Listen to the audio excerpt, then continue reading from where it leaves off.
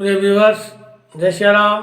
मैं पंडित विश्वनाथ शर्मा, एस्ट्रोलॉजर, भविष्यवेता, कुंडली विज्ञान, ग्रह दशा। आज हम चर्चा करेंगे जो नवपंचम राजयोग बना हुआ है, उस नवपंचम राजयोग के कारण कौन कौन सी राशियों पे क्या क्या प्रभाव रहने वाले हैं। ये कल के वीडियो में हमने मेष राशि से लेकर के सिंह कन्या तक की राशियों के बारे में चर्चा की थी। आज उसी क्रम में हम आगे की राशियों, हालांकि तुला राशि के बारे में भी हमने चर्चा कर ली थी। पुनः हमारे एक व्यूवर्स में से एक का संदेश आया था कि थोड़ा सा तुला राशि के बारे में विस्तार से गुरुजी बताइए। तो मैं तुला राशि से लेकर के मीन राशि तक के समस्त जातकों के ऊपर इस नवपंचम राजयोग जो बना हुआ है, इसके क्या क्या प्रभाव रहने वाले हैं और इसकी अनुकूलता बनाने के लिए जो प्रतिकूल प्रभाव हैं उनको अनुकूल बनाने के लिए श्रेष्ठता में बदलने के लिए क्या क्या उपाय किए जाएंगे, इनके बारे में भी हम चर्चा करेंगे। सर्वप्रथम आपसे अनुरोध है कि मेरे इस वीडियो को आप सब्सक्राइब कीजिए, लाइक कीजिए और अच्छा लगे तो बेल आइकन प्रेस कीजिए। विभिन्न राशियों के बारे में हम जैसे ही ग्रह गोचर स्थिति बदलती है, जो भी ग्रह अपने दूसरे राशि में प्रवेश करते हैं, तो उस दौरान हम तुरंत वीडियो बढ़ा देते हैं। उससे पूर्व ही जातकों को सूचित कर देते हैं कि ये आगे का समय ऐसा रहने वाला है। और इस समय सबसे पहले नवपंचम राजयोग की हम बात करें, कल चर्चा कर रहे थे कि वृश्चिक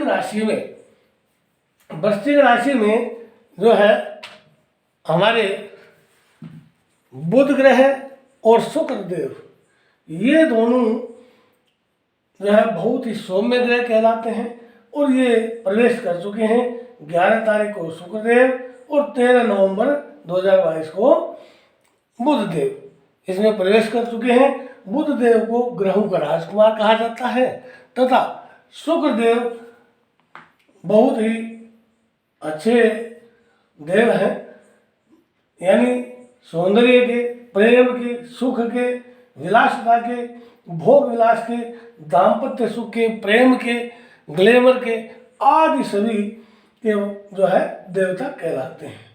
इसी क्रम में साथियों 16 तारीख को अर्थात कल 16 नवंबर को सूर्य देव भी आकर के वृश्चिक राशि से गोचर करेंगे और इन तीनों ग्रहों के स्थिति के कारण त्रिग्रही योग भी बन रहा है। सबसे पहले हम नवपंचम योग की बात करेंगे। तो नवपंचम जिस प्रकार से अभी वर्तमान में वृश्चिक राशि में बुध देव और शुक्र देव चल रहे हैं और मीन राशि में हमारे जो बृहस्पति देव हैं, गुरु ग्रह हैं, वो चल रहे हैं, स्वराशि में है।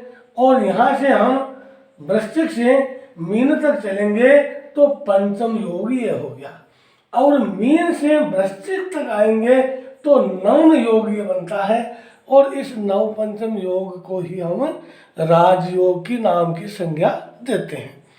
तो इस दौरान कौन सी राशि पे किस प्रकार का प्रभाव रहने वाला है, इस क्रम में हम तुला राशि के बारे में आज चर्चा कर रहे हैं। तुला राशि में जो है शुक्रदेव और जो वृश्चिक राशि में शुक्रदेव और बुधदेव तथा 16 नवंबर से सूर्यदेव भी आ रहे हैं। तो ये जो है इनकी युति 28 दिसंबर तक, ये जो है धनु राशि में बाद में गोचर करेंगे, अर्थात 3 और 5 दिसंबर तक शुक्रदेव इस वृश्चिक राशि में गोचर करेंगे। अब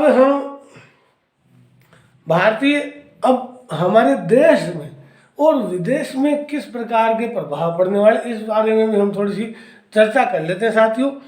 कि सबसे पहले ये जो है सौंदर्य, प्रेम, ग्लैमर, आकर्षण और सौभाग्य सुख के प्रदाता ग्रह माने जाते हैं।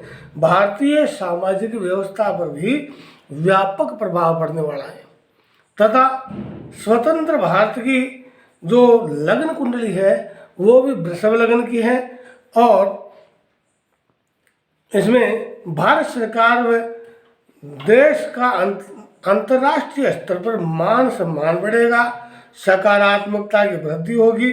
सरकार द्वारा घर एवं वाहनों आदि के लिए कोई नया नियम भी बनाया जा सकता है, ऐसा योग बना हुआ है।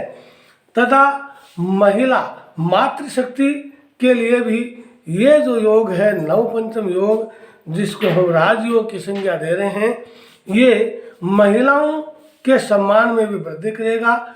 इनको सामाजिक पद प्रतिष्ठा, न्यायिक क्षेत्र में, राजनीतिक क्षेत्र में, व्यापारिक क्षेत्र में तथा अन्य क्षेत्रों में महिलाओं की भागीदारी का बहुत ही अच्छा योग बना हुआ है। अब हम अंतर्राष्ट्रीय स्तर पर बात करेंगे तो भारत का सभी देशों में मान सम्मान बढ़ेगा, प्रतिष्ठा बढ़ेगी। भारत के द्वारा जो नई नई बातें बताई जाएगी उनका सबको सम्मान करना होगा, ऐसा योग है। इसके साथ ही एक अदर योग भी बन रहा है और वो है ज्येष्ठा नक्षत्र में 24 तारीख को बुध ग्रह और शुक्र ग्रह दोनों एक ही स्थान में होकर के ज्येष्ठा नक्षत्र में गोचर करेंगे और इसके कारण से बादलों की आवाजाही, बरसात का होना तथा बर्फ आदि का गिरना ये योग दर्शाता है। अब बात करेंगे राशियों के बारे में। तो तुला राशि का सबसे पहले हम बात करेंगे। ये नवपंचम राजयोग त्रिग्रह युति और लग्नेश व अष्टमेश में होकर के धन भाव में बड़ी ही सकारात्मक वृद्धि का योग बना रहे हैं तथा मानसिक बल बनेगा, उच्च रहेगा, दाम्पत्य सुख, प्रेम संबंधों में वृद्धि होगी, सकारात्मकता बनी रहेगी तथा सुख सुविधा में खर्चा होगा। और आप इसको और ज़्यादा अनुकूल बनाना चाहते हैं तो प्रतिदिन शाम के समय गाय के घी का दीपक जलाएं अपने इष्ट देव, अपने भगवान के सामने।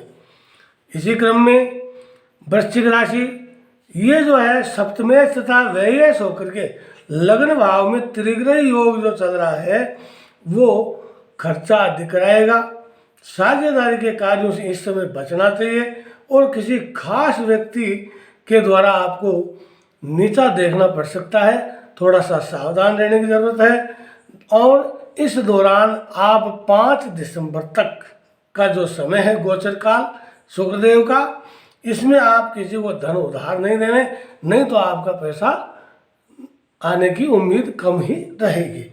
तथा आप इस समय शुक्रदेव और बुधदेव की अनुकूलता प्राप्त करना चाहते हैं तो शुक्रवार के दिन कुत्ते या गाय को घी और चीनी से मिला करके रोटी खिलाएं और जो है मंदिर में घी का दीपक जलाएं, उत्तम रहेगा। नवपंचम राजयोग जो बन रहा है, इसी क्रम में हम अगली राशि पे बात करेंगे जो कि वृश्चिक, तुला और वृश्चिक हो गया है। अब बात करेंगे धनु की। तो धनु राशि में साथियों ये जो राजयोग चल रहा है धनु राशि में, यहाँ पर त्रिग्रह योग बन रहा है और इस त्रिग्रह योग के कारण धनु राशि का जो स्थान है वो द्वादश भाव में होकर के उचित नहीं कहा जा सकता। ये रोगेश और लाभेश होकर के द्वादश भाव में बुध शुक्र का जो गोचर है वो आपको रोग दे सकता है, ऋण दे सकता है, शत्रुओं में वृद्धि कर सकता है, खर्चों में अधिकता कर सकता है और आपके द्वारा जो परिश्रम किया हुआ है उसमें भी ये पूरा फल नहीं दे रहा है। और इस दौरान भोग विलासिता के कार्यों पर आपका खर्चा अधिक होने की संभावना है साथियों। तथा एक प्रकार का कोई आंतरिक रोग है वो भी उभर सकता है, इसलिए इसके चांसेस को कम करने के लिए शुक्रवार को चीनी, घी तथा चावल का किसी पात्र व्यक्ति को आप दान करें तो बहुत ही अच्छा अनुकूल बनेगा तथा शुक्रदेव और बुधदेव की कृपा दृष्टि आप पे बनी रहेगी। अब बात करते हैं मकर राशि की। मकर राशि में साथियों ये पंचमेश और राज्येश होकर के लाभ भाव में गोचर कर रहे हैं। इस दौरान आपकी सामाजिक पद प्रतिष्ठा में वृद्धि होगी, सम्मान बढ़ेगा, सुख सुविधा बढ़ेगी, लाभ होगा, आय में वृद्धि होगी तथा जनसंपर्क में आपकी बढ़ोतरी ज़्यादा होगी। और ज़्यादा अनुकूलता चाहने के लिए आप शुक्रवार के दिन भगवान शंकर के यहाँ दूध और घी मिश्रित जलाभिषेक करें तथा चीनी और चावल का दान करें तो उत्तम रहेगा। इसी क्रम में कुंभ राशि के जातक इनका जो है सुखेश और भाग्येश भाव में होकर के ये राज्य भाव में गोचर करेंगे। तो राज्य भाव में गोचर करने का तात्पर्य ये है साथियों कि इनके प्रेम संबंधों में बढ़ोतरी होगी, वैवाहिक जीवन में बढ़ोतरी होगी, मान सम्मान मिलेगा तथा नए विवाह के प्रस्ताव आने का इस दौरान योग बना हुआ है। साथियों आप कोशिश कीजिए, अपने परिवार के द्वारा कोशिश करवाइए। जिन जातकों का विवाह नहीं हो रहा है या लेट हो रहे हैं, देरी हो रही है, तो ऐसे जातक अपने विवाह के कार्यों के प्रति तत्परता दिखा करके जो है कार्य करें तो जल्दी ही इसमें आपके विवाह के प्रस्ताव आने की संभावनाएं बनी हुई है तथा वाहन, भूमि, जायदाद आदि के सुखों में वृद्धि होगी, पद प्रतिष्ठा बढ़ सकती है तथा इस दौरान आपके जो योग बना हुआ है वो अपनी माता जो कि बीमार चल रही हो, जिनकी ऐसे जातक जिनकी माताएं बीमार हों, किसी रोग से ग्रस्त हों, तो ऐसे जातकों की माताओं के स्वास्थ्य में भी सुधार, पूर्णतया सुधार होने का योग बना हुआ है। और इसको आप उत्तम बनाने के लिए, अपने लिए अनुकूल बनाने के लिए सफ़ेद वस्त्र का दान कर सकते हैं, चावल, चीनी तथा देशी घी का दान किसी पात्र व्यक्ति को करें तो आपको उत्तम फलों की प्राप्ति होगी। अगली राशि और अंतिम राशि आज के इस वीडियो की, मेरा YouTube चैनल आप लाइक कीजिए, शेयर कीजिए, सब्सक्राइब कीजिए और जहाँ तक संभव हो सके मैं आपको अधिकाधिक ज्ञान और ग्रह गोचर की स्थिति से हमेशा अवगत करवाता रहूँगा।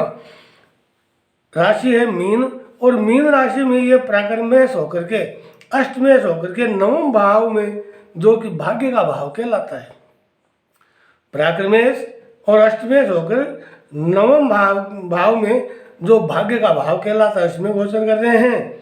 और इस दौरान परिवार एवं मित्रों से तो आपको सहयोग मिलेगा, लेकिन आंतरिक तनाव जो है वो बढ़ सकता है, खर्चों की अधिकता हो सकती है, सामाजिक पद प्रतिष्ठा आपको मिलने वाली है, मान सम्मान में आपके वृद्धि होगी तथा विभिन्न प्रकार से सौभाग्य में वृद्धि हो सकती है।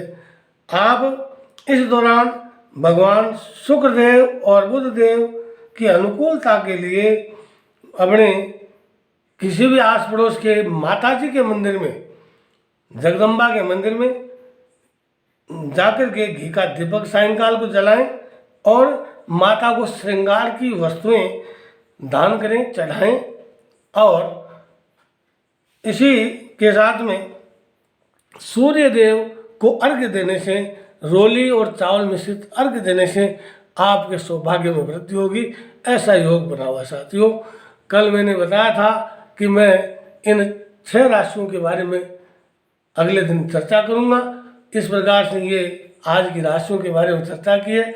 इसी के द्वारा मेरे YouTube चैनल को लाइक, शेयर, सब्सक्राइब कीजिए और विभिन्न प्रकार की राशियों के बारे में अन्य किसी प्रकार की जानकारी, ज्ञानवर्धक बातें जानने के लिए मेरे YouTube चैनल को देखते रहिए, सब्सक्राइब करते रहिए। धन्यवाद साथियों। जय सिया राम, जय लक्ष्मी नारायण भगवान। जय।